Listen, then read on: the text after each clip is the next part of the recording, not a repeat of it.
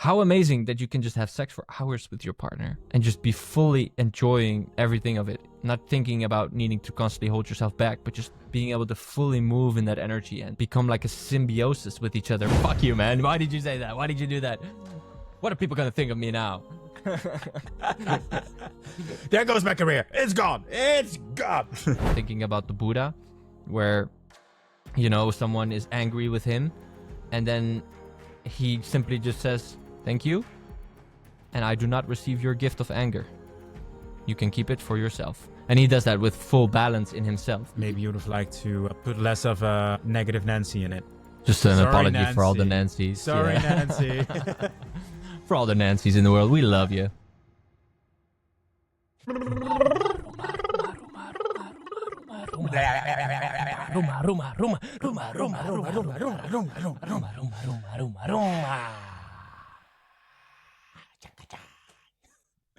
And we're live. Well, we are.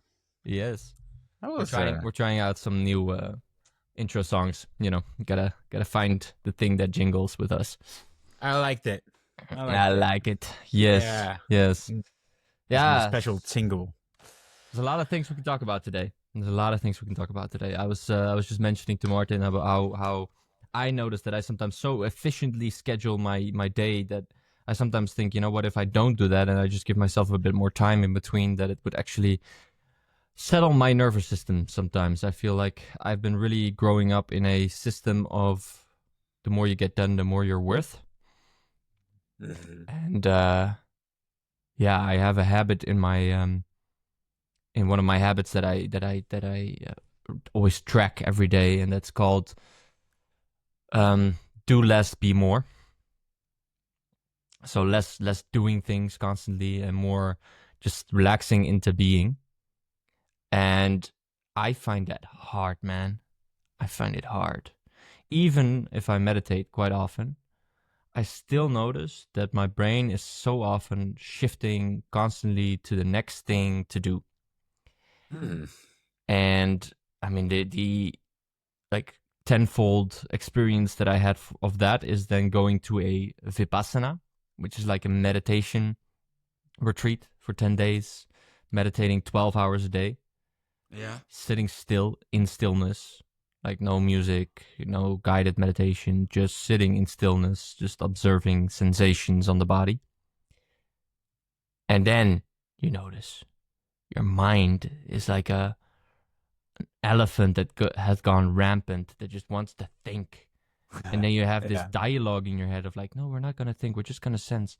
No, I want to think. I want to think about this. I want to think about that. Oh, you still have to do this. Oh, and when you come back home, you have to take care of that. And you're like, and then you're like 10 minutes later, you're like, oh yeah, wait, I was not supposed to be thinking right now. Let me just go back to sensations. But it's hard, man. It's hard. So what was the internal reason that you went for this Vipassana? I mean, I heard good things about meditation. This is the first, I've done 4 Vipassanas by now, but my first Vipassana was in 2018, I believe. And I had meditated a bit before that time. I was just busy with self-development, and I heard the meditation is good for me, but I did it like maybe twice a week for like 5 or 10 minutes, like from this mindfulness app, Headspace, that probably people know as well. Mm-hmm. And I kind of like, I was like, oh, this is kind of good for me, but it's kind of hard. I wasn't really feeling the benefits much of it. And I was like, okay, well, in the past, if I've done something like what we talked about last week, when we were talking also about this pickup, that I was learning how to become better with women, it was really good for me to focus intensely, like immerse myself fully into this pickup to learn. Mm-hmm. And so there was this kind of thought of like, well, you know what, if I'm just going to do 10 days, 12 hours a day, then I'll learn it, and I'll get to experience it. Yeah. So that was the decision why. And then, then I only realized that when you're sitting there and you're just sitting, you're like, you think, you're just sitting. You're just sitting. Like there's no challenge to that. Just sitting. Not to be confused with shitting. But, oh my God, man, that was difficult. There's a big challenge to shitting. So yeah, especially if you have constipation, right? Yeah, or different things. Yeah. But no, it was so difficult because my mind was constantly racing and racing and racing. And then I become more and more aware of that afterwards as well, how it's so okay to just try to be in the moment, because it feels like, I feel like it strips down everything and it brings me back into just in a state of beingness, and that state Yeah. brings me into a state of joy and love and peace. So there's something really good to it, Hmm. maybe not in the first 5 minutes of a meditation, but when I get into it and when I've trained myself, and then when I go deeper into the meditation, then I start feeling this love and this peace and this joy.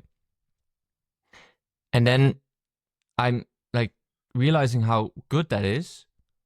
But then the next day, my mind is like, I don't feel like meditating. I still have to get this done and that done, and I have disappointment and that thing that needs, and I forgot the washing.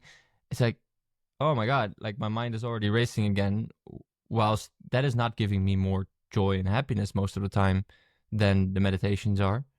Did you already So experience that when you were done with the Vipassana? Or did you experience like for a similar period of time that there was actually a shift in your mind? That it was not going on? I always do feel the shift after those 10 days, because it is such an immersive experience. The mind is much more quiet. It's much more easy not to grab my phone and to just sit in a bus and look outside the window and just have a conscious awareness of seeing what's outside, but also at the same time feeling my breath, for example, which is a part of the exercise. So yes, but it does take continuous effort Yeah. to sustain that, because or else if I stop meditating after those 10 days, then within 2 weeks I'm back where I was at, basically. Oh, wow. So Yeah. you need sustainability and continuity. Otherwise, I mean, it's it's with anything, right? Like if you go for workouts, if you think you can be super fit and not, and then you become super fit and you stop working out, you're gonna lose it. yeah. Then It's you like a become super muscle you fat. need to train. Yeah. Yeah. But there is also muscle memory. If you've achieved a certain amount of muscle mass or a certain amount of Yeah. Huh? being able to run a certain distance in a specific time, then Yeah. it also takes less time for you to get back into that shape because of the muscle memory. And I think that's the same thing with meditation. I am so able to go deep into meditation right now that when I haven't done it for a couple of weeks, it might be an hour that I'm like struggling because my mind is so chattering, Hmm. but I know kind of the pathway how to get back into that state of stillness. And then if I do that a couple of days in a row, I'm there again and I can stay quite steadily in there. Yeah. Yeah. The bliss, the bliss. Oh wow. Well, it reminds me of something that you just said before. The thing with muscle memory.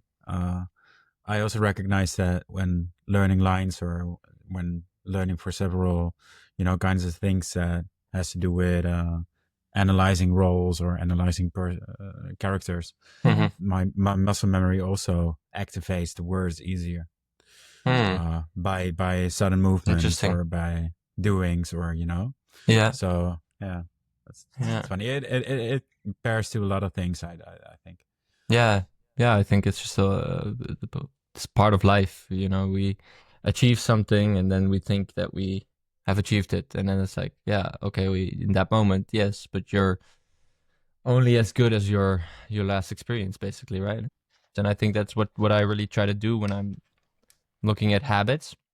Yeah. I've done quite a bit of habit coaching and accountability coaching and high performance coaching, where I've been helping mainly men to improve their basically not just efficiency in the work, because sometimes Yeah. it was also about becoming less efficient in work and becoming more present within the heart, which often had something to do with relationships that they had, like a partner, and their partner felt like, you know, the guy wasn't really that present with her, and so he was like, okay, I got my business like going and it's going well, but yeah, my relationship's not doing so well, and at the same time they found it so hard to take the time for their partner, because they were basically not taking any time for themselves either and to just be. So we would constantly focus on setting up habits in a way that it would like create a system and a structure, and it would be easy to maintain them over the long term. So I read a lot of books about it, the psychology of habit setting and how to effectively set habits that you maintain over the long term.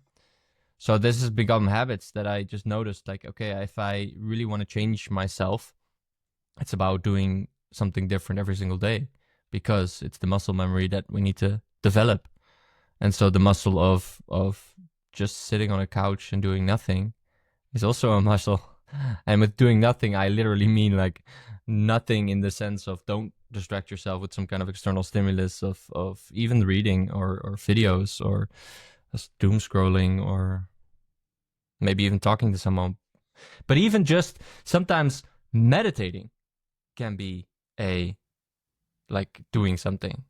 It's a mind fuck, but it's like you do meditating to get kind of into nothing, but at the same time, when you do a meditation habit too long and it becomes restrictive in a way of like I have to meditate, then it becomes very stubborn again. Then it's like, okay, let me let go of that habit again and let me just sit on the couch and I just let my thoughts go wherever they want to go, and I'm just gonna sit here. And then the thought has ended, the thought stream has ended. I'll return back. Oh yeah, I'm just sitting here. And then a new thought stream goes. But I'm not stopping it. I'm just being with it. Yeah. So that you're still active some way, you mean? No, that it's trying to not create too much restriction around being. Because being is, if I start making from being again a doing, in that sense that I'm like, I have to be right now, then it foregoes a little bit the goal as well. So sometimes like I have these habits of meditation, which are really good, but sometimes the habit is just simply just sit on the couch and do nothing. Just be with whatever is in the present moment. Can you do that? Sometimes. Yeah, but I must say I do struggle with that. I have so many ideas and so many projects and so many things that I have in mind that if I sit for a couple of minutes, like it starts popping into my mind, oh this, oh that, oh this, and then sometimes something pulls me so strongly that I'm like, fuck, I have to get this fixed. And then I just like start doing that thing. Or I find it so difficult not to do it. I'm like, yeah, but it really just has, let me just get that done so that afterwards I can sit. But that's also, again, somewhat of a story, of course, because there's always the next thing to do. How is that for you? Are you able to really sit and chill and do nothing, or do you feel like no, but I also don't need it? It's perfectly fine for me. I think he's doing it, people. I am. He's doing it. That's why he was so silent. Maybe an opportunity for you to also just be. That was a good moment. I don't really have any problems with that, to be honest. If I no, that's actually a big lie. I have a lot of problems doing that. Well, the question is it the problem that you're doing? Do you have problems doing it? Maybe yes, but do you have a problem with not doing it? Do you feel like this would be good for you, or are you like, no, my life it's fine. I don't need to build in more time for those things. Oh no, I mean it really depends, man. I think the last period of time it's been more like whenever I'm laying back or laying on a couch or well, I don't have a couch, but laying on my sofa. Oh, that's also a couch. I'm What do you actually lay on? On the floor. Just lay down on the wooden floor. You don't have any furniture at home. I lay on you, baby. Come over here. You can lay all you want on me. Pretty soon. I'll lay on you. Yeah. I have like a sort of like a very comfortable chair.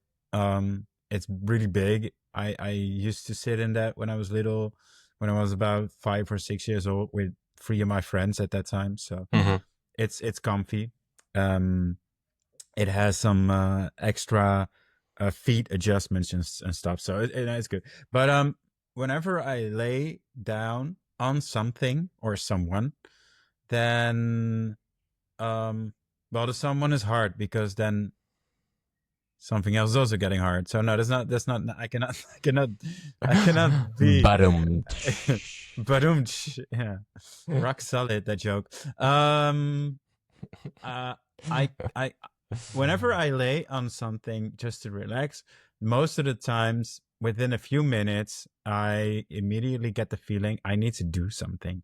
I Hmm. am losing precious moments that I can use right now to analyze, to create new characters, to understand what kind of acting performances, I could enhance for myself or whatever. Um, I cannot really allow myself, but that's the last period of time because my focus has been shifted there.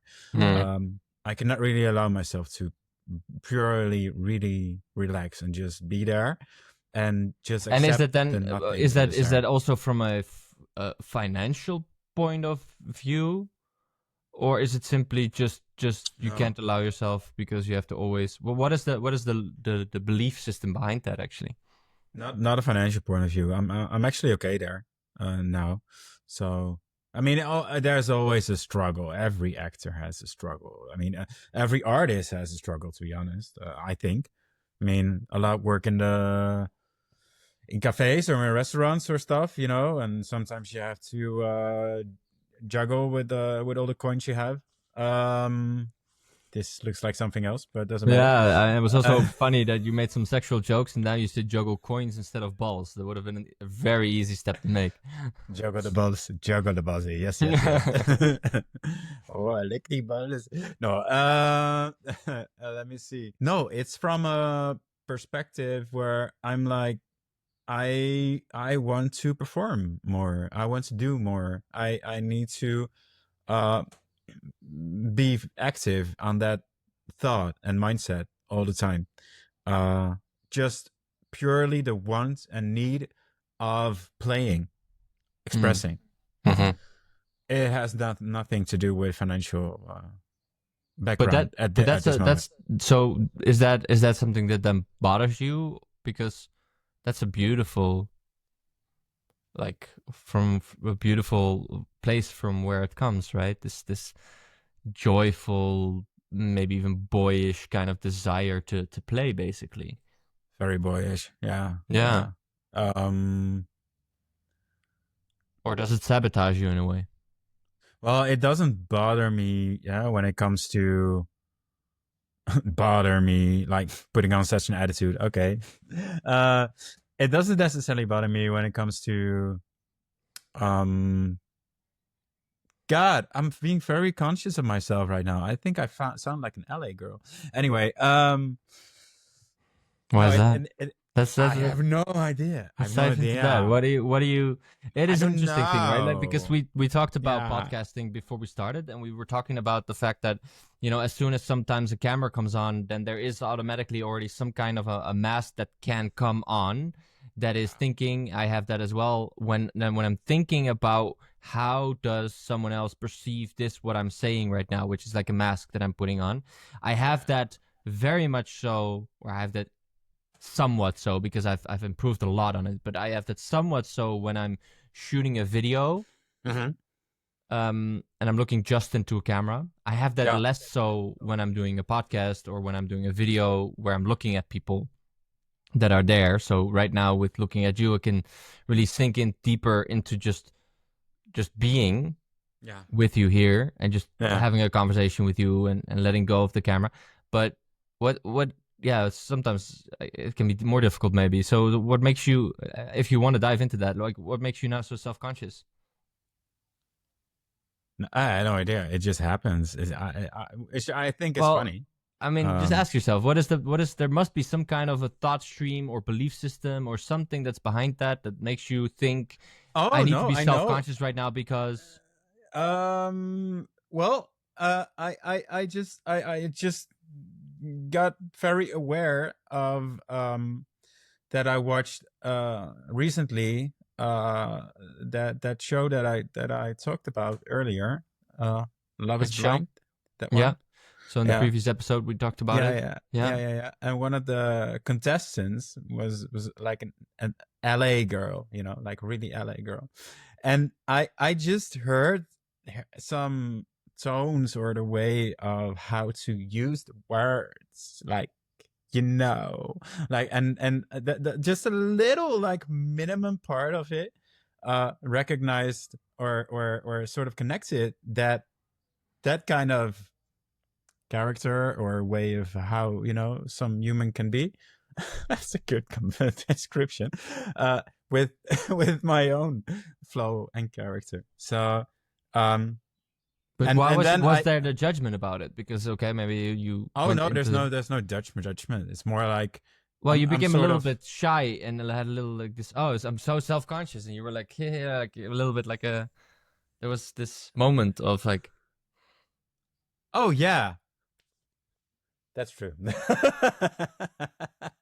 and even this laughter is in a way Yeah, no, because this it laughter is also it's like it's funny, but it's also at the same time there's it's an uncomfortable, an man. uncomfortableness that's Yeah, which laughter often is. You know, I mean, even yes, humor. A lot of humor is humor because the fact that we didn't expect the humor because we expected something, and if we expect something, it's usually not as funny as when we expect something and suddenly someone says something else and it's unexpected.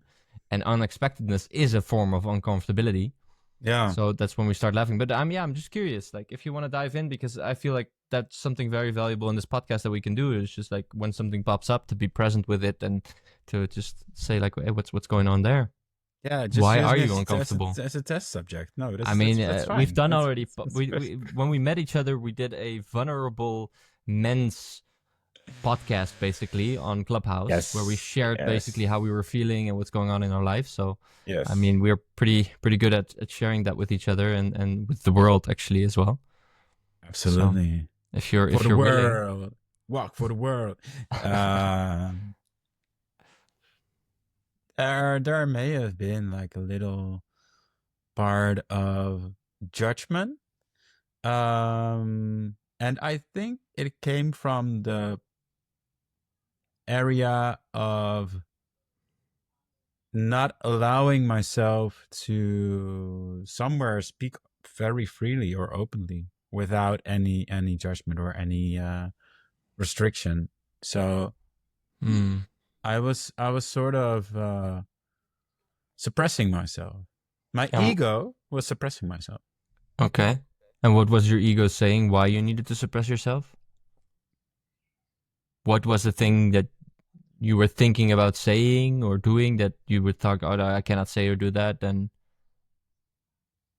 what? Well, I felt really like freely at that point, or free, in talking and in expressing myself, and then I suddenly became aware of the fact that there is a microphone here, Mm-hmm. is a headset here, and Mm-hmm. there's a camera there. Mm-hmm. So suddenly I was, oh, oh, and then Yeah. I heard myself, and I was like, oh, dude, you're overreacting a little bit. What are you doing? Why are you being like this? I have no idea where it comes from, man. But it Mm-hmm. was definitely a part of judgment towards myself. Mm-hmm. Yeah. Mm-hmm. Yeah, it might be something like and I have that as well with maybe certain topics. I could definitely also feel like this discomfort because eventually it is we're going to be sharing this. There's a possibility or a potential that thousands and thousands and thousands of people are going to see and hear this, Mhm. and what are they going to think? People think a lot of things, man.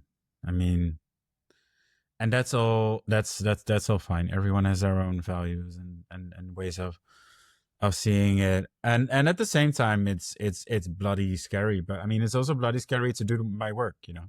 Yeah, and I mean, So of course, and there's two sides to that. Like, there's the one side of the one that says, okay, well, I mean, people are just gonna think what they think, and we're not gonna care about that. Which, of course, we try. And then there's this maybe little boy inside of us that like wants that validation because we all, I see it in my son Noah right now. Like he is completely dependent on us. yeah, Like of course, it's obvious, but I just realize it on a deeper layer right now. Like when we come to this earth, we are completely dependent. We have no possibility of surviving without our Mhm. parents or our caretakers taking care of us and making sure we get food, we get to poop, we get cleaned, all these things. And so we build basically a dependence, I would say maybe like, especially in the first couple of years of our life, but it's quite a few years. And then afterwards, it's like we want to become independent and we want to become ourselves and we want to we know that we can stand for ourselves and that people are just gonna have opinions. But there is also that little boy inside of us, like, yeah, well, when I was little, if my parents would have had the opinion, I don't want to take care of this little boy anymore, then you know I'm fucked. Yeah. So it could be that that's there. I think it comes from a direction where, based on the fact that the last few months, something like that, I haven't been able to play as much as I would like to. Mm. Um, and now that I allowed myself to speak so open Mm. and really let it flow through me, that I was kind of confronted with that part Mm. and almost thought like, well, but this is not, I should not, I should not talk this much. I should not be this open, because Mm. I also didn't do that the last period of, or the last few months. I mean, sometimes you have months that there's no work, right? You have like auditions and auditions and auditions and go on and go on and go on. Mm. And luckily I have some things like safety nets that can still sort of portray my talents while earning money. But I think, or no, I feel that it comes from there somewhere. Yeah, Mm. yeah. Not recognizing the fact that I am should be able to create a space for myself and expand that space, but wanting to narrow it down. What do you mean with that? Expand a space? What kind of space? Expand the space of, resonating through life, through people, through the way how you make steps when it comes to career, or when you grow when it comes to talent, when you expand your how many people you can reach, how Mm-hmm. how far, how high the frequency can go when it comes to fulfilling your potential. And how does that link? Is it then a judgment that maybe if you are more completely yourself, that then maybe somehow you wouldn't be able to expand that, and therefore you need to hold yourself back, and you became uncomfortable with the fact that you were expanding yourself so much? Yeah, there was a little moment there. Yeah, Yeah, yeah. yeah. I think that is where it comes from. Uh, and in all honesty, I would definitely allow myself and have the desire to expand as far as possible. Hmm. But I think I'm in a little bit of an insecure phase Hmm. right now when it comes to my job. Also, yeah. Hmm. Hmm. How does it feel to express that right now? Uncomfortable. Interesting, no? It's like you're freeing yourself by just expressing the thing that your ego is telling you, Yeah, right? Because yeah. through awareness we change. So as soon as we become aware, there's people that have patterns like that for their entire life where they're uncomfortable in certain situations and they're not so aware of it, or they just avoid the situations in order to not feel that anymore. Mm. But that's always a waste of life, basically, because we get this opportunity to step into something. And I think that especially something like fear is actually telling us often, not always, but often telling us there's something that we want and we're afraid that it's not going to work out. It's funny that you say that, because I now it suddenly it kind of hits me that the way how I dealt with relationships when it comes to love relationships, Mm-hmm. it's actually the same way as I'm treating myself. When I was in relationships, like prior to a few ones that I had before, like recently, because they were actually beautiful. Um, I did not allow myself to Mm-hmm. take the space that I actually needed to take, and I think it actually also um, counts the same for my career. Maybe I'm not allowing myself to take the space that I could take, that I can take, that I need to take. Mm-hmm.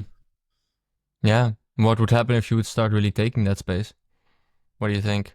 Mm. I think there's going to be a short-term answer to that question and a long-term answer, actually. Well, long term, it would mean that I wouldn't be the enemy of my own mind. Hmm. And short term, it would mean that there would be a lot more opinions.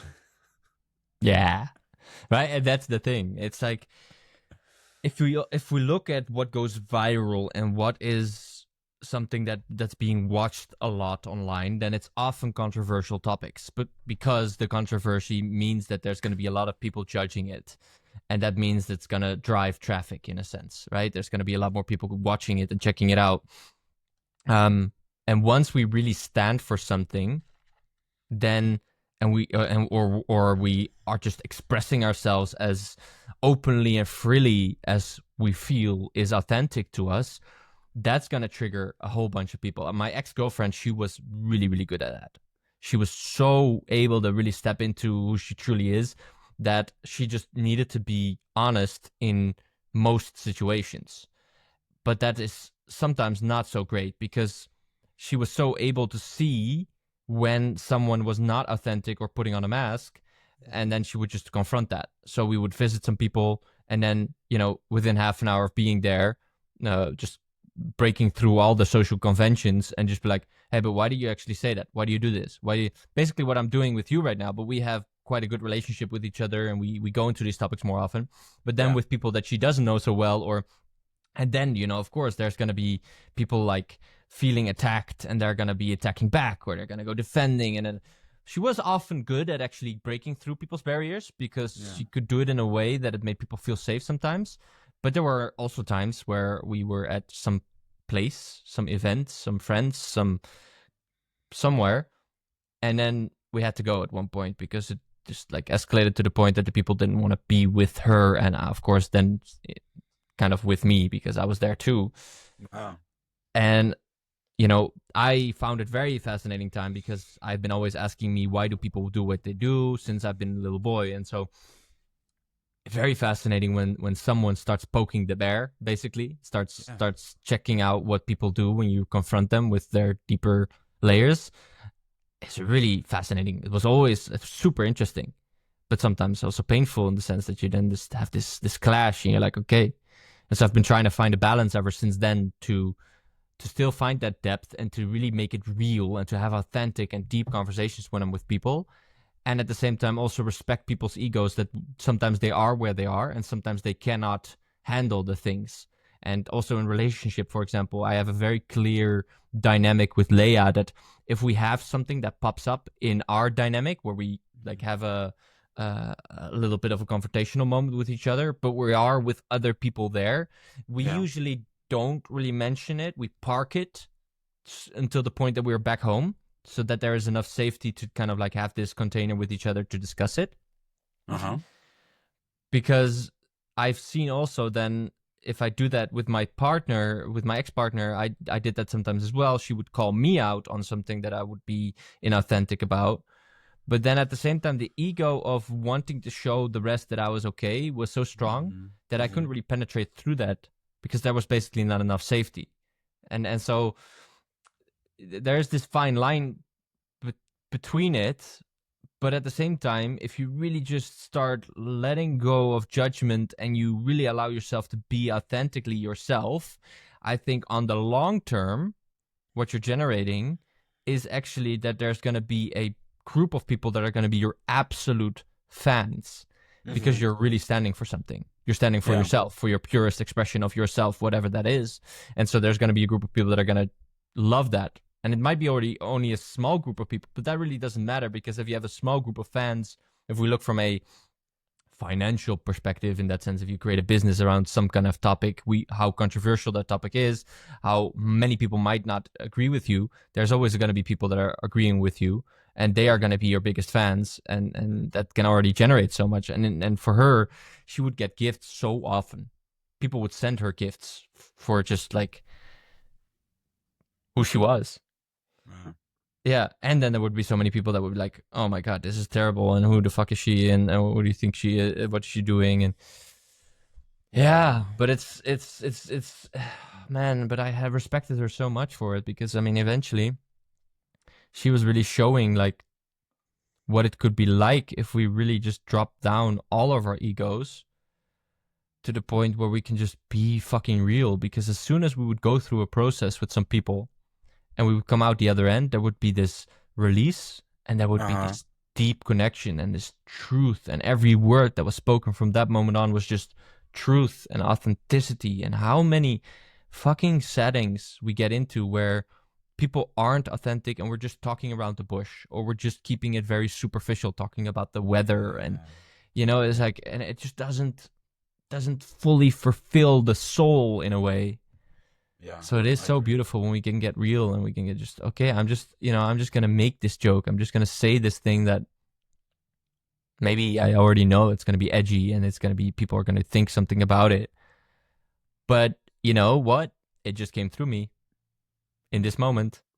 And what if I don't judge that it's coming through me as in, oh, it's coming through me. I thought that and I said it. So it's me and I'm thinking that and that's me. And so I'm building up this identity of who I am. No, Mhm. it's just what came through in that moment. And then it's also gone the next second. Like that's also being, right? When we're just being Yes. so present that we're just here. There's no camera. There's no people watching this because that's not happening right now. There's just you and me talking to each other. Mhm. Right now you're hearing my vibrations in the sense of words coming through and you're interpreting it, and based on that energy there's energy moving in you and you have impulses that come through you and you express those, and there's a freedom in that I love. And I think you have a lot of that, right? Like we had this process right now and we all have these topics of uncomfortability, but you're really good at that already, about being so free in your expressions and the jokes that you make. Yes. That's true. Yes. Yes. Yes. Yes. Yes. Yes, yes, yes, yes, yes. Yes. Yes. Yes. Yes. Yes. I Yeah. love this. I love seeing that the like the glow that takes part in your whole body when you talk about something like that, and other topics also. But it it's beautiful to see. It's fascinating, man. I love human beings and all their quirkiness and all their different ways of thinking and being. And it's becoming easier and easier the more authentic you become with yourself to see when someone is inauthentic. There's a Yes. feeling to it. There's like, you're saying one thing but I don't feel what you're saying. There's something off with it. And then there's the question, am I going to say something about it, or am I just going to nod and like, oh yeah, yeah, yeah, and just let it Mm-hmm. go? The confrontation part is sometimes difficult because I feel, if we're gonna get spiritual, then I'm, how do you call that? A scale? No, the uh, uh, What do you mean? as a astrological sign. It's called Libra. Mm-hmm. Libra. Um, I have a Libra in my house. That's just sad to say, as a part of my astrology. And a Libra wants to always create harmony, wants to create Uh, balance. I'm a Libra, so You are full. Your sun is a Libra. Okay, so my ascending is a Libra. okay. Um, and when am in situations where I have this impulse to confront something that I feel is inauthentic, there's also Yeah. another part of me that's like, yeah, but if I now open up this topic, Yeah. they might react with something that they don't agree with, or and it creates disbalance in that moment, of Yeah. course. Am I gonna do that? And then sometimes I choose not to because I'm also not feeling fully secure about it. Mm. Yeah, yeah. Which is maybe I mean, yeah, sometimes maybe it's even like why why didn't you just do it, you know? Why didn't you just like take the chance, and maybe you can also help people with it if Oh they're being yeah. like really inauthentic, right? As Does you this say. help you? Let me ask you like that. Did it help you that I now asked you these questions about your uncomfortability? No. Fuck you, man. Why did you say that? Why did you do that? What are people gonna think of me now? There goes my career. It's gone. It's gone. We're not gonna upload this podcast. No. Error, error, error. Matrix is not working. No. Did it help? Oh, absolutely. I mean, yes, and I actually love it. I love being confronted with not by not authentic way, because I'm pretty authentic, I guess, but I love being confronted with maybe blind spots or things that I perceive in a different way, or when I'm projecting.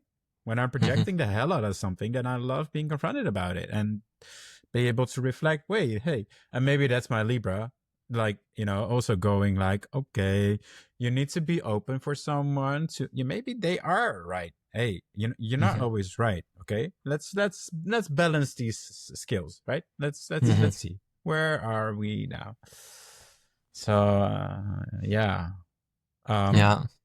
How was it though for you? I mean, being with such an influential person, girl, woman, goddess. How like how was that? Was it easy for you to get along with that part of her, or did you also had moments where you felt uncomfortable?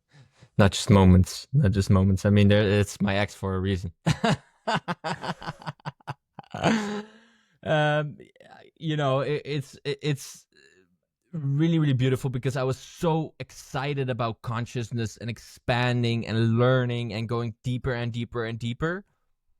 But there was a level of unsafety in it sometimes that just I didn't feel always safe enough, and it was always about processing something next and next and next and next. And that's something that I've really learned. Like, the change doesn't all have to happen right now. And with this constantly challenging the ego, there's also a little bit of a fight against the ego. And that, of course, is a judgment of the ego. And that's something that I really tried to, after the relationship, try to change again. That I'm like, I love my ego because it serves certain functions, and I'm also just on my path, and it doesn't all have to happen tomorrow or today. I can get the time. I can give myself the time to develop here. And so you felt like you didn't get the time from her in that way, or? Yeah, it was just sometimes, like the next thing and the next thing and the next thing. Like, we had so many things that would just come at like 12 at night, just before sleeping. There would be a process that started, and then it was 6 or 7 a.m. before we finished it. And then it was like a lack of sleep, and then you had to go into the next day and do the things you have to do in that day. And it's like, yeah, there was just, I feel like there was just a finer balance to be found in just also sometimes surrendering, plus sometimes trying to figure out and solve a problem when you're so fully identified with that problem, meaning you're identified with that ego part of you, and therefore you're fighting against the one who's challenging it. Yeah. Maybe sometimes it's good to not do it in that moment. And that's the balance I found with Leia, my girlfriend right now, that where, we do something called, in a German, Zwiegespräch, which is something from a like a relationship course that she has followed.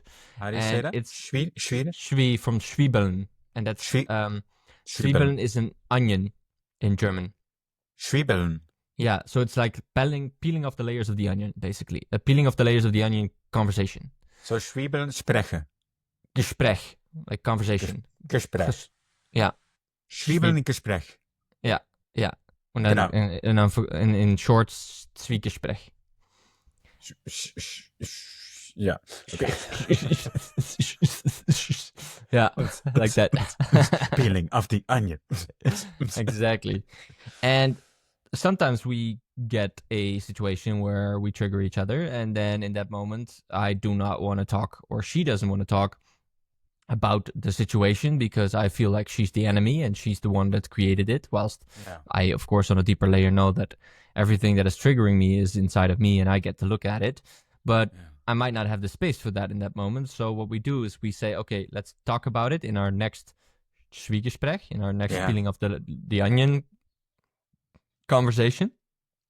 And that means that we have usually weekly scheduled that. and sometimes we schedule more if we need it, and then we schedule a moment, and then we give ourselves a little bit of the space and time to actually process it within ourselves, so that the biggest emotion can come out of it, and we're not going to go into that conversation shouting at each other or telling each other why they were wrong for saying that. No, it's about owning things. It's about figuring out what in that conversation, what in that discussion or this fight or argument, what was it in that I can own, and what feelings did I have, what was coming up for me feeling wise. And there's no, the idea is that you don't go into judging like, and then you said this, and you were so mean to me, and like, no, maybe they were not mean to me, maybe this is just how I interpreted it because it triggered me in some way, so I'm just gonna say you said that and that made me feel like this. So we're going already more into a space where we can observe our the situation that happened and not be as identified with the problem, and that allows us to much more solve it without needing to have such a clash. And that's what with my ex sometimes happened, where we had like I said, 12 to 6 a.m. It would be like the first 3 hours would be just like more of a fighting before we'd be able to actually dive into it and solve the issue. So I think that's sometimes a little bit more of a healthier way to do it, because became in a way that somehow I became, like I said, more like fighting with my ego, and therefore actually distrusting myself more. And yeah, it made it sometimes just so heavy, you know? As a kid, I was just able to play a lot, and now suddenly it was all about finding new layers of where I'm not authentic or something like that, and then needing to solve that right now because it's the fucking problem, and I need to, like, you know, you can also just be fucked up, and you can also just be inauthentic, and it's also okay. And give it the time that it needs. I mean, what I truly believe is that life is going to continue reflecting, in that sense that if we have a program or something of a trigger inside of us, life, the universe, give it a name, is going to be showing us that we have that inside of us by giving us situations that trigger that again and again and again until we get the message. Yeah. And so if you don't get it and you're like, okay, I just can't deal with it right now, then, you know, also okay, because it's going to come up again. And then at one point you're like, okay, I really have to solve this right now. So I just became a little bit softer and more gentle with my ego, and not needing to always develop. I mean, even that created some kind of a spiritual ego where I was like, yeah, I'm this guy that's always conscious, always able to develop, always able to find deeper layers inside myself and everything. Well, it was taking joy sometimes. It was just taking joy away sometimes. Yeah. Oh, yeah, I can imagine. Because I mean, building up a spiritual ego is also some part of putting up face, right?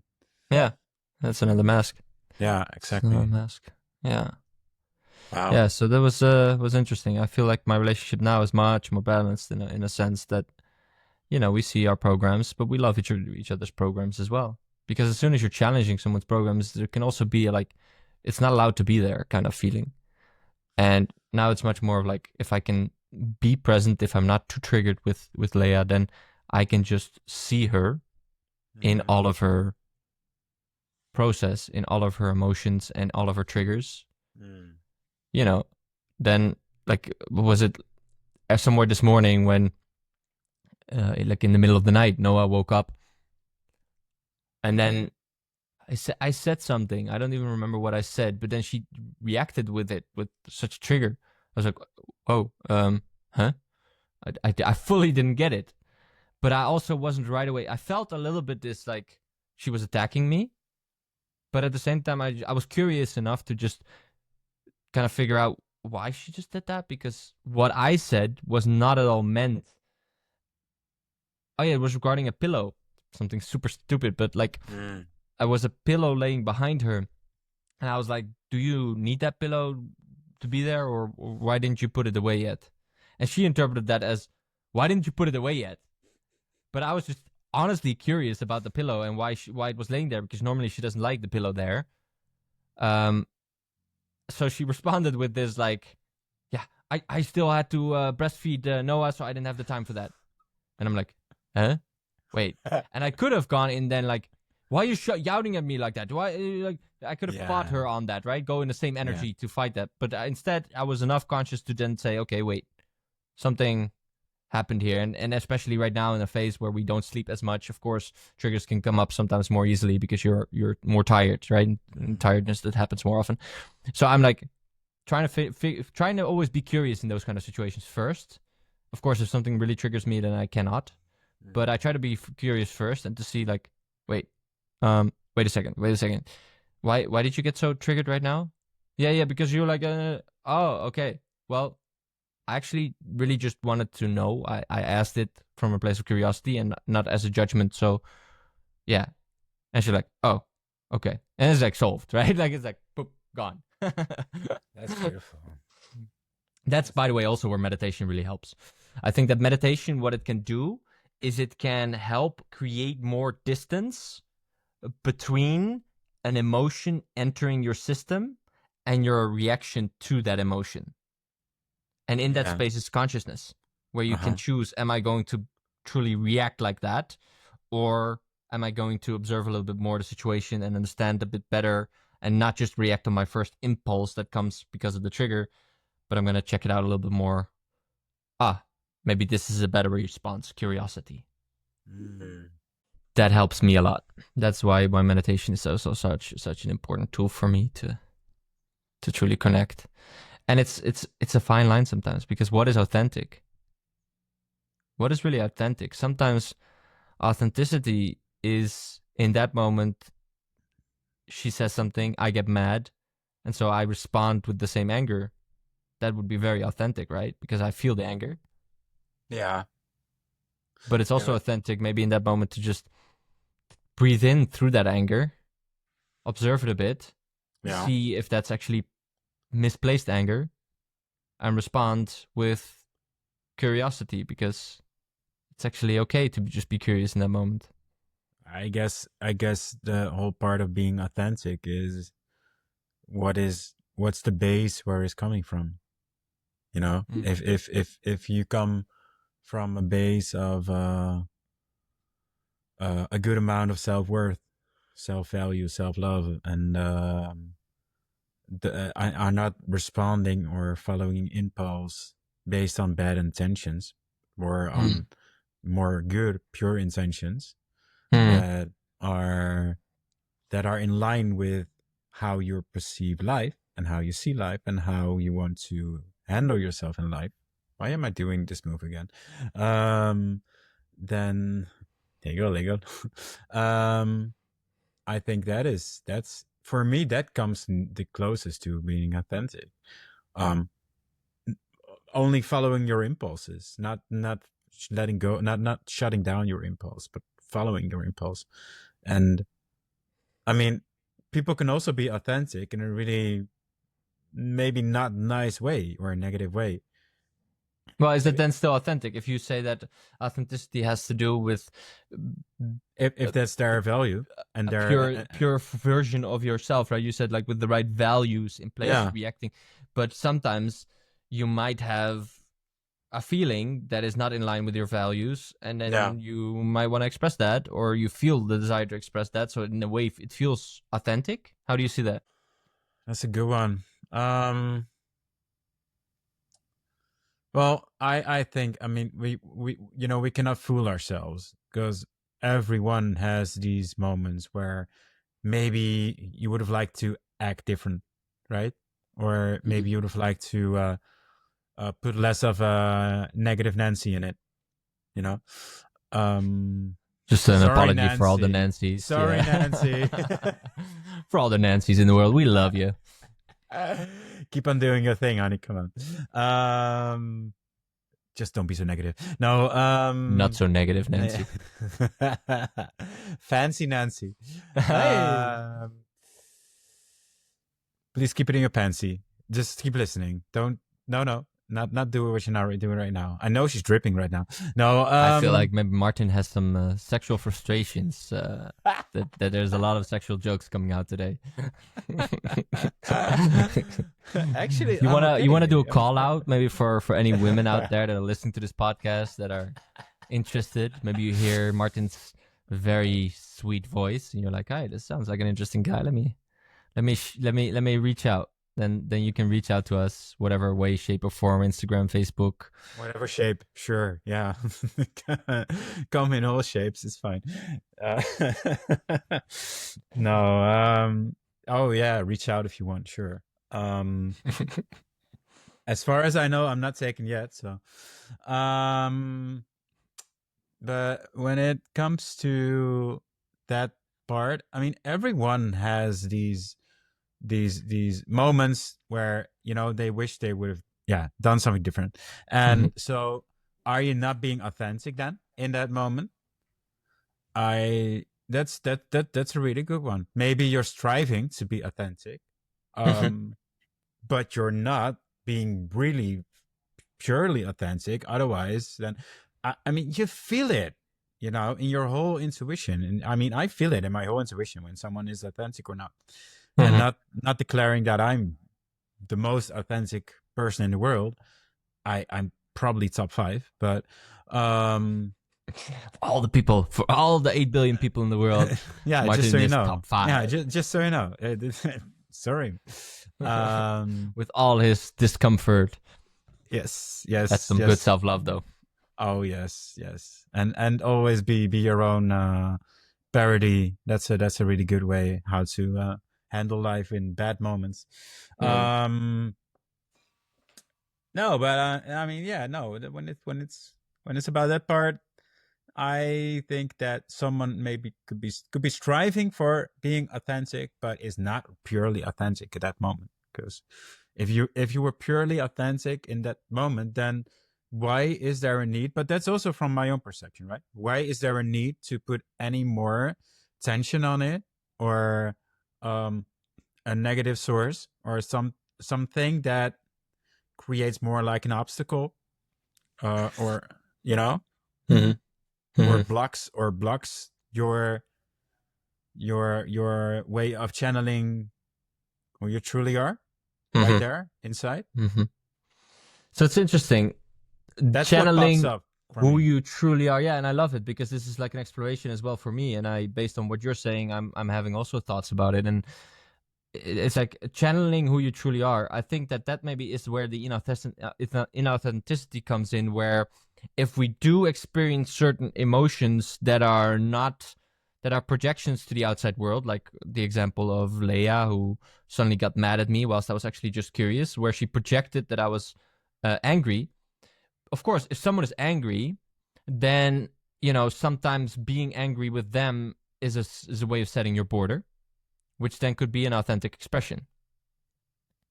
But if you're reading the situation wrong and you think that someone is angry and you're responding angrily, and now this person just is feeling abused because they were actually trying to be nice, then there's an inauthenticity. But it can feel emotionally like you're right. But that part that feels right is again your ego then. So what if the highest authenticity, I'm just hypothesizing because I don't know the answer here, but what if the highest authenticity is when we are truly connected to, and it becomes so esoterical, but like to our highest self and to our divinity and to our godlyhood, where we know that everyone is connected, everyone is one. And so when someone says something that is not so nice, then you can just absorb that. Like I'm thinking about the Buddha, where someone is angry with him, and then he simply just says, "Thank you, and I do not receive your gift of anger. You can keep it for yourself." And he does that with full balance in himself. He doesn't take over the anger in that sense. And so he can stay in his authenticity, meaning connected to his highest self, responding in a way that makes the other person maybe even reflect of like, oh, yeah, I'm actually being angry. Shit. Yeah. Maybe that's authenticity, right? Because you could say authenticity is just whatever emotion I'm experiencing in this moment, I express it, and that means that I'm authentic. But maybe not, because certain emotions come forth out of this ego layer that wants to be seen, that feels misunderstood, that feels it's being attacked, whilst that's not actually happening, and therefore the emotion is also not authentic. That's the closest I could maybe get to it. Yeah, no, sure. If you want to go there, I mean, that's a whole different level, I think. because that has something to do with also enlightenment, right? Seeing the world in a very different way, being able to truly separate all the emotions from each other and only receive what is truly yours to receive. I mean, that's like a sort of a God conscience. Um, so, um, I guess in that way, yeah, sure. Uh, there are more than enough ways to be authentic. That Mm. that's not only to do with that kind of um, uh, moment that you describe right now, or a situation, or level of consciousness. I'm still curious though. Like maybe we can just ask the people. Ask the people if you have any kind of perspective on this authenticity, and Yeah. if your rawest emotions that you feel whenever you feel them is an authentic thing, or if that is actually also sometimes inauthentic because they're based on your ego. What do you think? What do you guys think? Maybe you have some kind of perspective on that situation, because I'm noticing like not a full clarity. Like I have this admiration towards full authenticity, Uh huh. but if full authenticity means that I just need to scream at someone when I think they're being stupid, Mm-hmm. for example, then I'm like, wait, but I don't want to spread hate. And I've been having this conversation with a friend of mine, Niels. Shout out to him. Where he News. Woo. sometimes invited me as well. Like when I'm actually feeling this anger, for example, towards my partner, Mm-hmm. sometimes just allow yourself also to not be the conscious guy that just always tries to figure it out and not express the emotion rawly and purely in that moment. Yeah. But man, what does it sometimes feel good if I have no consciousness, in that sense that the emotion, the trigger is too intense, that I have a moment of actually like making like a sound. Like I sometimes have the consciousness still not to start shouting at my partner, but to have this moment where she says something or she does something, or she like on my nerves, and I'm like, ah, I make that sound, and it actually scares her, because she has Oh. this program of this fear of masculinity sometimes, that if something is too intense, then she gets scared and she feels unsafe, that what am I gonna do something to her, something like Mm. that. But sometimes I cannot hold it, and I just need to like express that. If I have the any consciousness whatsoever in that moment, then that I'm feeling anger, then I say like, okay, I'm gonna go to the room right now, I'm gonna scream, don't be afraid. And I Yeah. say that, and then I go to the room. I put a pillow on my mouth, on my head, and I scream into the pillow to release. Or I start hitting the bed as a way of releasing that anger in a more healthy way instead of expressing it towards my partner. Then I Mm. feel there's the authenticity, but it would also be authentic in a way that I could express that anger towards her in that moment, Yeah. but it's not fruitful, because then she gets really triggered. Maybe she gets afraid of me. Then I feel maybe also bad about it. Yeah, it's Mm. The more and more I talk with you about these kind of subjects, the more I understand. why? Why? Tell me. Because I do all these things. I'm a wild man. The impulsive reaction, you mean? Yes, yes. I Hmm. scream whenever I feel the need to, because it's there, you know. Uh, And I that's why you climb on also doors or I climb on things whenever I feel the primal need to, because it's there. I need to. I don't know. I don't want to hold myself back. okay. And why did you then say that's the reason why I don't have a girlfriend? It's a joke, of course, but Is it a joke with truth? well, there is some truth added to it. I mean, some women were absolutely not uh, uh, able or capable to deal with it. And not that I was such a wild man, you know, but I love living on impulses, right?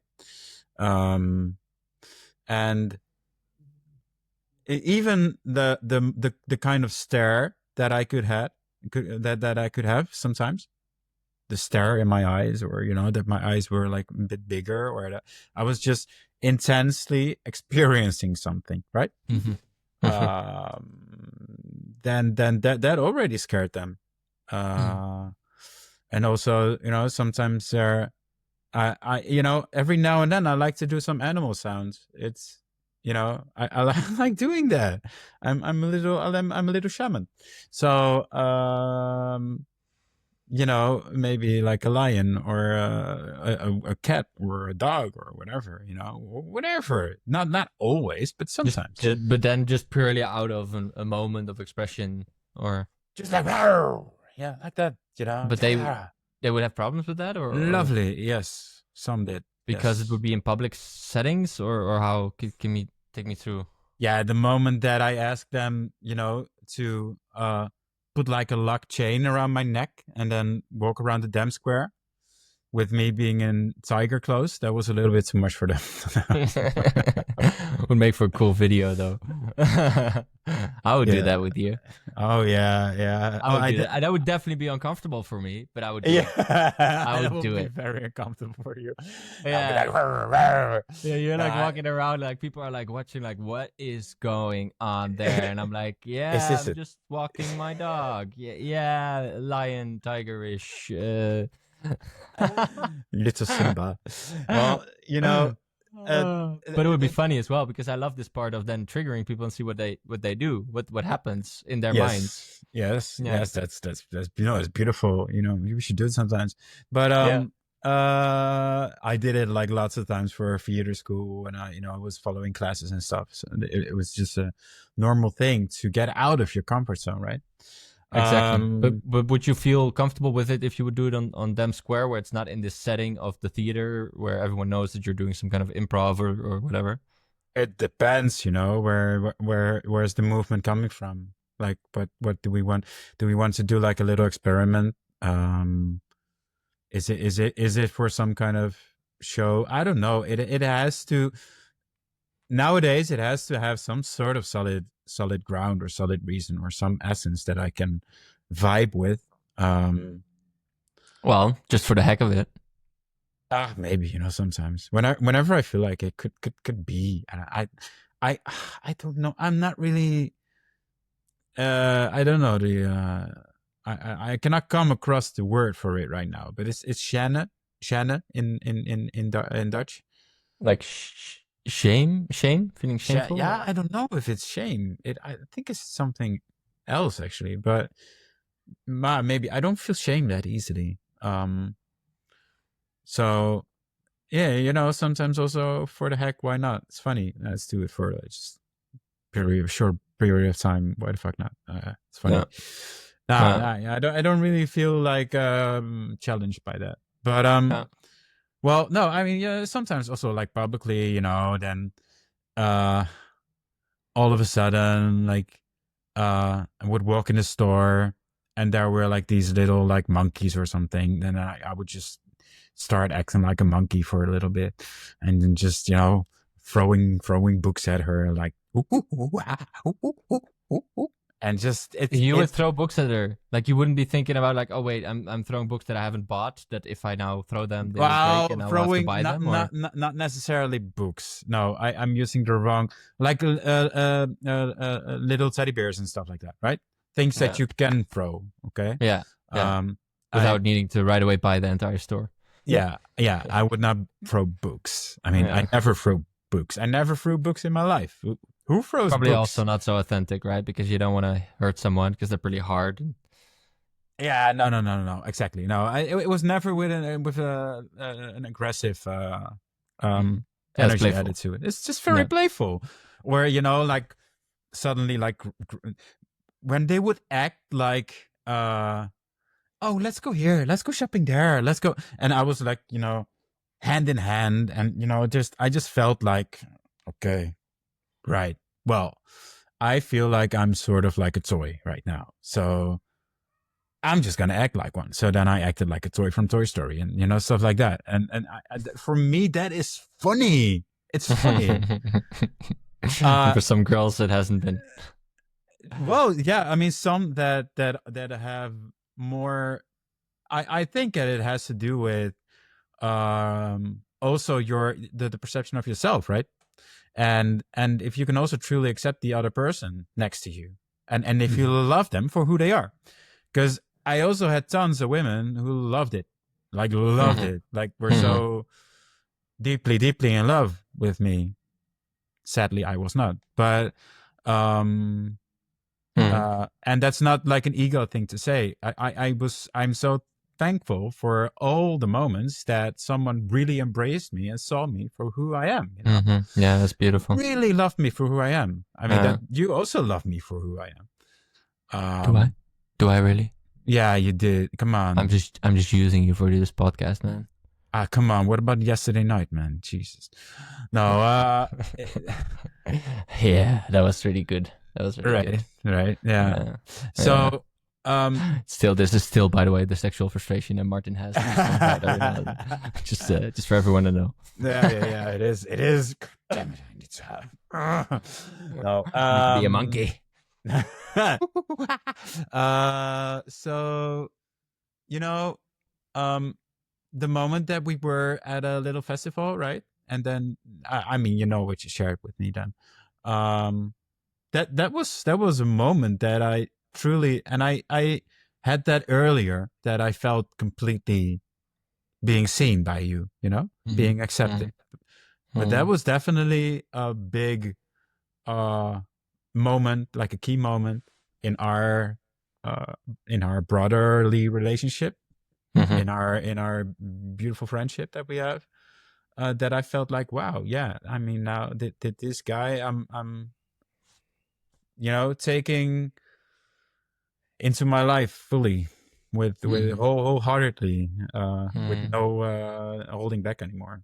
Yeah, it's really beautiful when people can do that for us, right? When we feel seen and we can just feel like we're purely able to express who we are, and they're just gonna be like adding on to that energy, basically. That's what I love, when it's a bouncing up energy, where one brings in an energy and the other doesn't like bring it down. It's like within improv, right? If you never say no but or something like that, it's always yes and, right? Yes. That's kind of the idea of improv, that it has to build upon each other, because you can't break down. Someone comes with an idea of, oh, it's a cat in a car that's jumping out, and it's like, no, there's no cat in the car. It's like, no, what?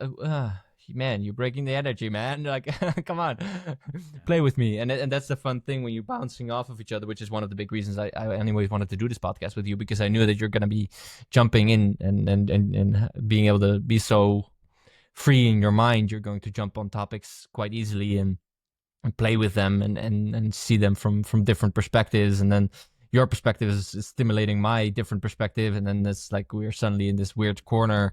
Or vice like, versa, dude. Vice versa, man. I mean, yeah. That's so good. That's so good. Yeah. I want to come back to authenticity, because I feel like I have a newfound realization. A newfound realization. It's realization time. Share it with the world. Martin and Ruben. Realization time.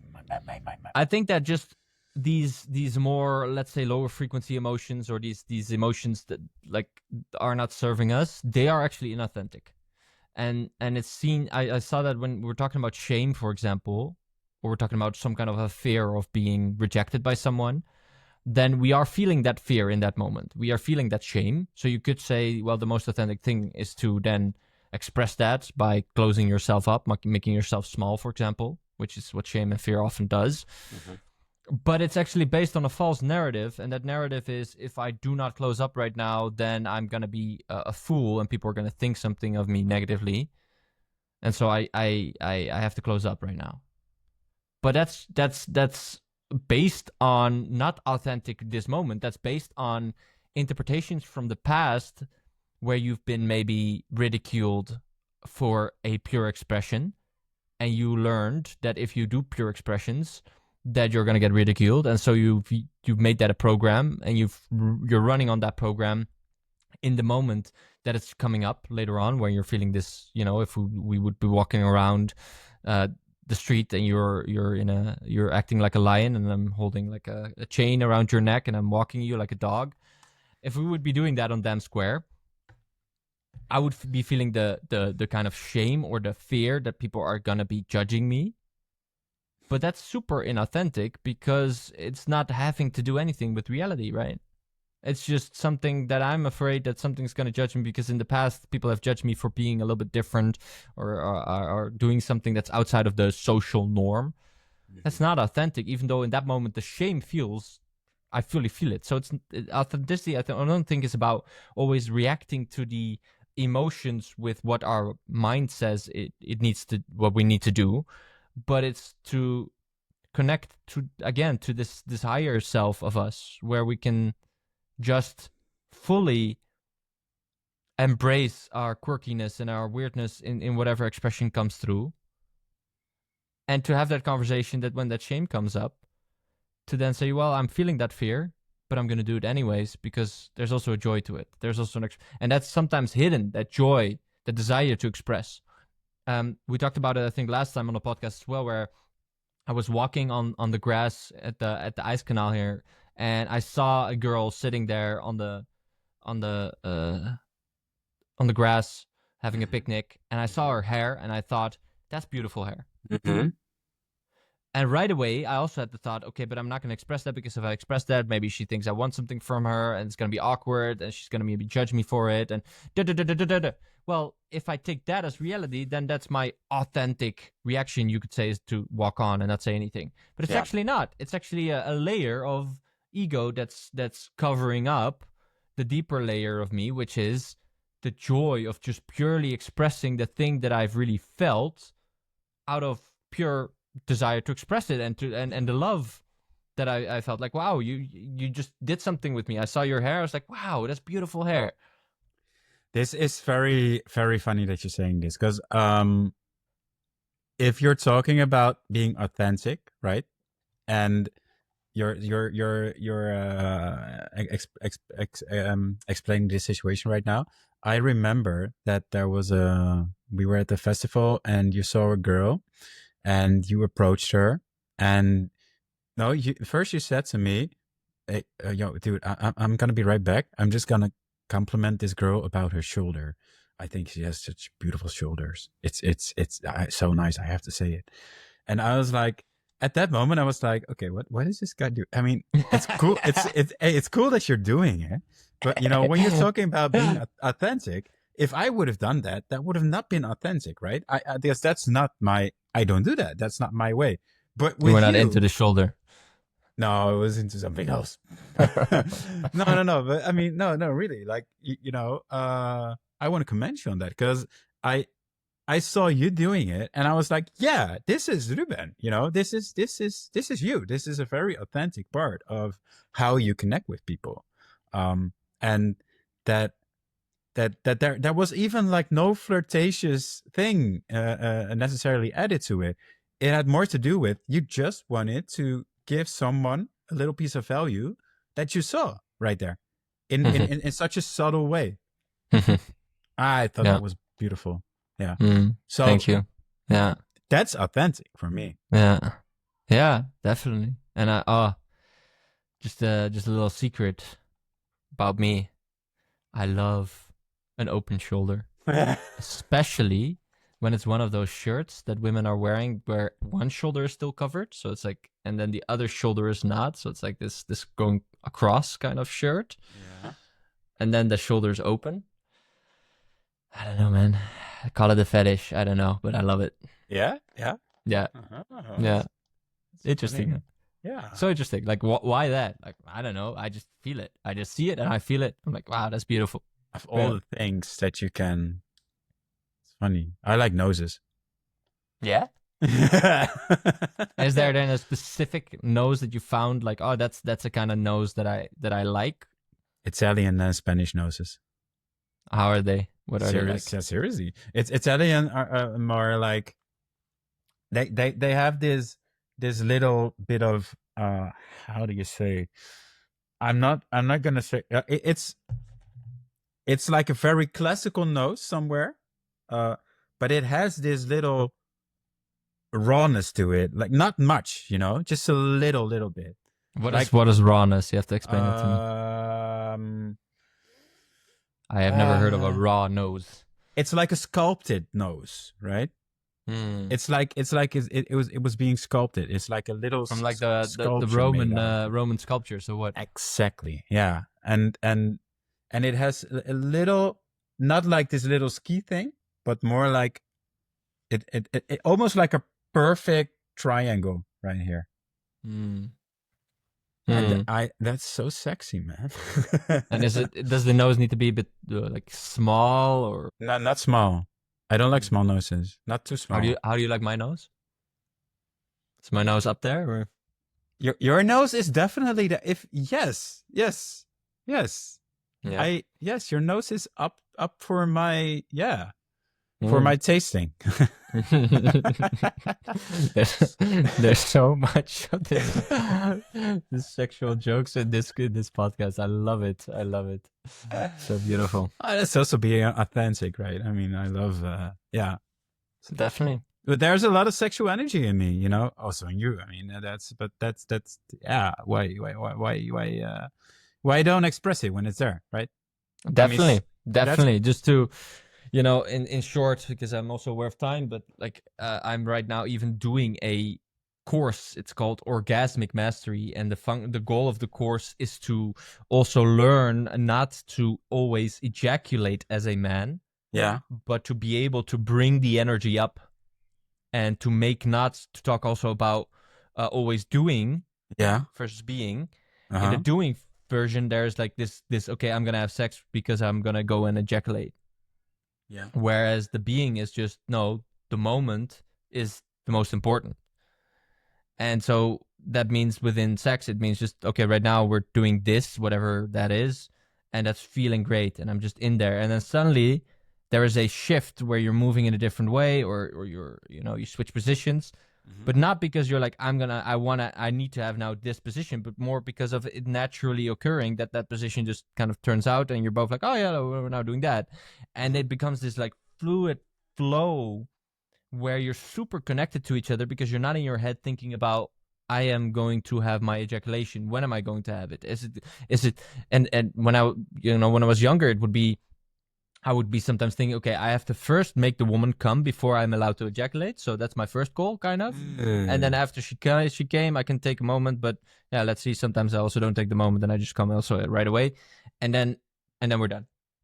And that would kind of be the way to do it. And I love the space that I found, and I've already done more of these courses, and I'm just deepening my practice right now, because, oh my God, when you're moving energy through your entire body, there's orgasms possible that are so much more.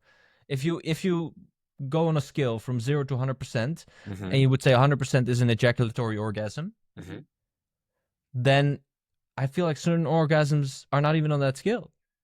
They go like 150 or 200%, because they're so full body, they stay longer, they create such an amazing relaxation and just a state of bliss inside my system. It's really incredible. So it's sort of like a tantra session with yourself. Yeah. So part of these orgasmic mastery course is also the self-pleasure exercises, where you're supposed to be self-pleasuring yourself. Self-pleasuring makes sense. Yeah. So, self-pleasuring, but Martin is gonna self-pleasure Ruben. Yeah. For his own self-pleasure. Self-pleasuring exercises where you're like, you set a timer for 20 minutes and you do the pleasuring exercises, where the goal is not to ejaculate, right? And it's to even make sure that you don't go to that 100%, but you stay a bit like before that, maybe maximum 80 or 85%, so that you don't flirt with that edge, because as soon as you get really close, you're really horny. Sometimes you just like feel this desire to ejaculate, right? Yes. So you try to not even get there, so that you can really build up this energy. And at the same time, you're doing what's called the kumbhaka breath, which is also said like a box breath, which means like, depending on the amount of seconds, I love 4 seconds for me works well. 4 seconds breathing in, 4 seconds hold, 4 seconds out, 4 seconds hold. And then breathing deeply through your belly. And when doing that, it helps also to circulate the sexual energy that's coming through. But that sexual energy is right away, is also creative energy. When I do not ejaculate so often, and I am focusing on circulating the energy, then after the sex, I often have really great ideas. And after it, I have like a lot of energy, and I'm like aligned. I feel balanced within my system. Whilst when I do an ejaculation, which is not wrong, because I mean, Noah could only come to this earth if I ejaculated in Leia. So we had to have that, and it's also beautiful, and it's a very dangerous thing to say, like, okay, my goal is now not to ejaculate, and then suddenly when you ejaculate there's like a judgment. So that's also a thing to be aware of. But to really just completely be present and have this energy moving through your system is such a beautiful, blissful experience that gives so much more. Because an ejaculatory orgasm, what happens, at least for me, and I know for many men, is that as soon as you ejaculate, after that you have this like drop of energy, You get tired. and you get tired and you want to sleep. And sometimes I'm like, yeah, I know, but how amazing would it be if I can just have sex and afterwards I have a lot of energy? Plus, the connection with my partner becomes better because I don't have this, like, I don't know. I heard that the average man can hold, I don't know if that's true, but I heard the average man can hold for like 7 minutes. Like, that's the average ejaculation. It like 7 minutes. So many of them are before that time. Yeah. How amazing that you can just have sex for hours with your partner and just be fully enjoying everything of it, not thinking about needing to constantly hold yourself back, but just being able to fully move in that energy and become like a symbiosis with each other, where energy is flowing and you're moving this way and then she moves in that way, not you thinking about it, but just happening through you. You're flowing, you're becoming one, and it's so beautiful. It's so beautiful. Talking about like bringing this full circle, talking about more like being instead of doing. Yeah. Dude, Yeah. this is something for the next podcast, man. I want to know more about it. Yeah, we can you dive cannot into just sexuality. you cannot just come up with such a little short. Especially after you've been making all these sexual puns all podcast long. No, definitely we can dive into a topic like that, and I love we this, can man. interpret it for both sides, because it's also interesting from a side of the woman. I think women in general have more of a less of this needing to ejaculate kind of thing. I think that's more of a masculine or a man's thing. Yeah. Already. But they get the energy, right? Yeah, they are often more connected to just the energy and the being instead of the doing. Yeah, but there's deeper layers also for them that they can get into when you go also more into that. And I mean, I've heard that there is at least 7 different orgasms that women can have besides the clitoral orgasm. Yeah, I see your eyes wide open right now. Yeah, there's a lot to explore there, man. And it's so incredibly beautiful when you're able to go there and you see your woman moving in all sorts of ways, and you're like, wow, beautiful. It's pure bliss that they're moving through, and yeah, that you get to create that with them. It also is so good for the connection. So good. We didn't have sex for quite a long time after the birth, which of course makes sense because everything needs to grow back, and so that was an interesting period where of course we were also adjusting to that new life with a baby. But then there was also moments where we did have the energy, and then we were like, we would so love to right now. And it was also beautiful because it kind of built up and built up and built up to a moment where we were able to again. And then it feels like that's also shifted now after we have a baby. It's like there's also so much more connection. Anyways, we can dive into this conversation as a podcast as a whole. I love that as well. Let's do that, man. Yeah. Any last words from you on this entire conversation we've been having, being versus doing, authenticity, any kind of sexual joke that still wants to move through you? Well, I mean, you were talking about all those layers, right, that you're experiencing. Right now, you're experiencing the biggest layer. I really love the podcast, man. I love the flow. I liked how, again, we just, we have such a nice interaction. And it goes both ways. I just love how it goes. So no, I'm curious where this is going. I love the topic. It made me very uncomfortable for some moments, which is also very valuable. And I actually gathered some insights for myself. That I wasn't that aware of yet. So You want to share one of them? That's good.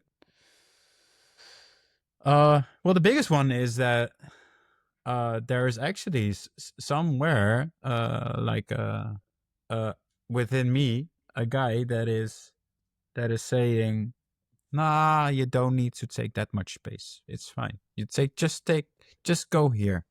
Then it's good. Just go here.